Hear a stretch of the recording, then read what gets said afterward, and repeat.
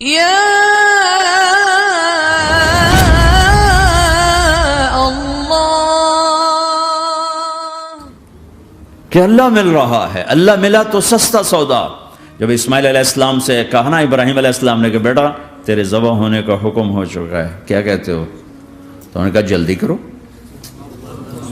یا ابا تفعل، یا ابا تفعل، ابا جلدی کرو۔ تو ابراہیم سمجھے کہ شاید یہ پتہ نہیں چلا اس کہ بیٹا تمہیں خبر ہے میں کیا کہہ رہا ہوں؟ کہاں خبر ہے، بڑا اچھا سودا ہے،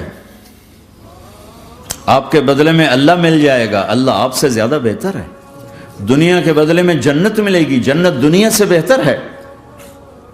پھر معصوم بچوں کو خیال، ہاں میری ماں کو ضرور تکلیف ہوگی، تو اپنا کرتا اتارا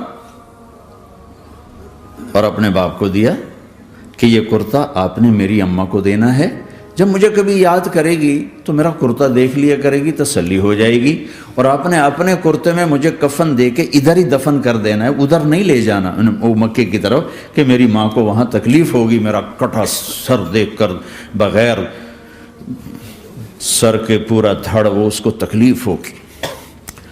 ایسا اطمینان سے، چونکہ اور ذبح ہونے والا بھی ایسی باتیں کرتا ہے، بابا میرے ہاتھ بھی باندھ دے، میرے پاؤں بھی باندھ دے، کہ ممکن ہے جب تو چھری چلائے اور میرا ہاتھ پاؤں ہلے تو تجھے لگ کے تمہیں تکلیف نہ ہو جائے۔ پیسے میں چین ہوتا، زندگی میں چین ہوتا نہیں، اللہ کو پانے میں چین ہے، اور ادھر وہ بھی اللہ کو ڈھونڈ رہا ہے۔ ارے میرے بھائیو، 60 برس کی دعا کے بعد بیٹا ملا، 60 برس دعا مانگی، یا اللہ اولاد دے دے، اولاد دے دے، اولاد دے دے، 60 سال کے بعد اولاد ہوئی، 84 سال کی عمر میں، 80 سے 84 برس کی عمر میں کے درمیان بچہ ہوا ہے۔ جب وہ 5 سے 10 سال کا ہوا ہے اور ابراہیم 90 کراس کر گئے، 90 کا بیریئر کراس کر گئے، جب مرغی کو ذبح کرتے بھی ہاتھ کانپیں، 90 برس 92 سال کا بڈھا تو مرغی نہیں ذبح کر سکتا،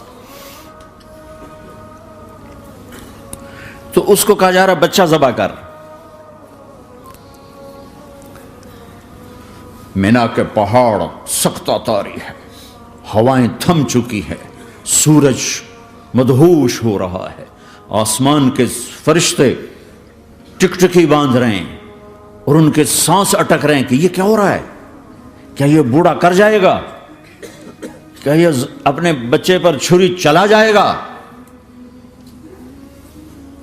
باندھ رہے ہیں ہاتھ اور پاؤں، اور پھر بچے نے کہا تھا مجھے الٹا لٹانا، سیدھا نہ لٹانا، کہیں تیری نظر پڑے میرے چہرے پر اور پھر تو رک جائے، نہیں نہیں نہیں، سیدھا الٹا۔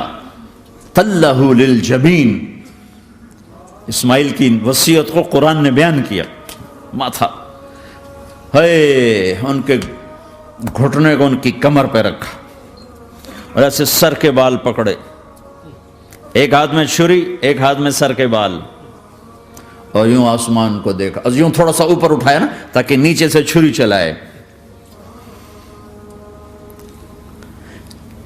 وہ چھری چلا کے مطمئن ہے، وہ چھری چلوا کے مطمئن ہے، پتہ چلا کہ میری سوچ غلط ہے، کسی اور طرف سکون ہے، جہاں میں ڈھونڈ رہا ہوں وہاں نہیں ہے،